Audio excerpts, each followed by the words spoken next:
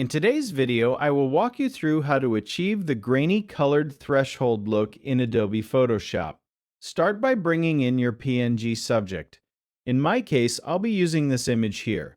Once your subject is in place, go up to Filter and choose Camera Raw Filter. Inside the Effects tab, turn the grain amount all the way up to 100. Leave the size set to 25, then change the roughness to 80. After that, click OK.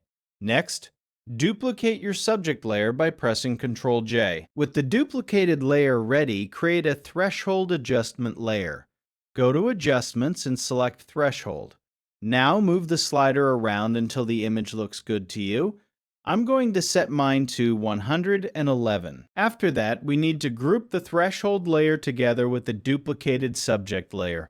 Select both layers, then convert them into a smart object. Once that's done, make sure the top layer is selected. Go to Select, then choose Color Range. Click on the darkest area of the design to select it. After the selection is created, add a layer mask. At this point, you can stop here if you're happy with the result. But if you want to add more detail, continue with this optional step. First, disable the background layer. Then, with the top layer selected, press Ctrl-Shift-Alt-E to create a merged layer from everything visible. Convert this new layer into a smart object. Now go to Filter, then Filter Gallery. Inside the Effects section, adjust the sliders until you're satisfied with the look. The settings can vary depending on the image you're using, so just experiment a little until you get a result that looks good. Once you're happy with the final effect, you're done.